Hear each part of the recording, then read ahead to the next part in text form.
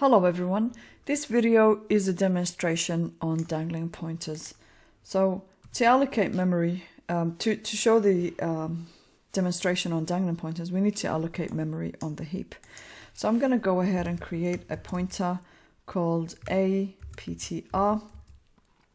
And to allocate memory dynamically on the heap, we use the new keyword. So what we've done here is an object of type integer of value 30 will be created at runtime on the heap.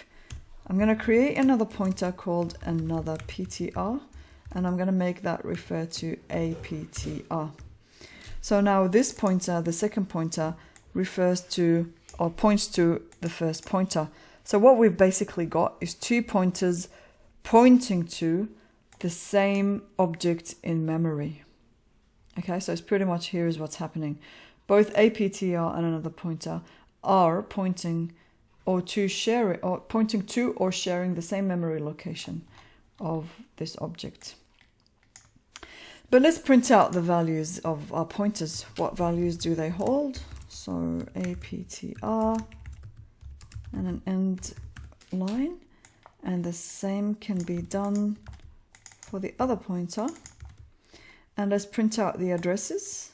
Oh, sorry, this is the addresses, and the values we have to dereference. So let's compile and let's run. Both have to hold the same value because they both point to the same object in memory. And because we use the keyword new, this memory is allocated at runtime on the heap or dynamically on the heap. So both will hold the same value, or both point to the same object that has the value 30, and they both have the same memory address because the other pointer is basically pointing to our first pointer. So I hope this makes sense up to this point, but what we want to do is, suppose we want to delete this object in the memory. So to do that, we use the keyword delete, and the pointer that is pointing to that object. So what we've basically done is deleted the integer object in memory. However, the pointer itself is not deleted yet. It's still pointing to memory that has been freed. So what it's pointing to, that object, is now gone, but it's sort of got some meaningless value now. So it's pointing or referencing memory that is being freed. So it's really important to disconnect or set that pointer to null. This means this way, this is how we avoid having a... Sorry, I'm trying to speak as I do things, and apparently I'm not able to multitask. But what is happening here is if we don't do this step, we end up with a dangling pointer. A dangling pointer means, I think I've got it somewhere here, is we have a pointer that points to a deleted memory address. So not good. So always set it to null after you've deleted the object that it's referring to. But that's okay up to this point. But what about this other pointer? If you remember, both of these pointers were pointing to that object that is now deleted. So what happens to this another pointer?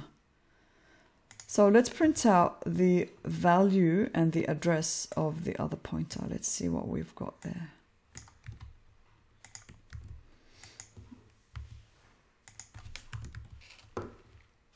So the value would be to dereference.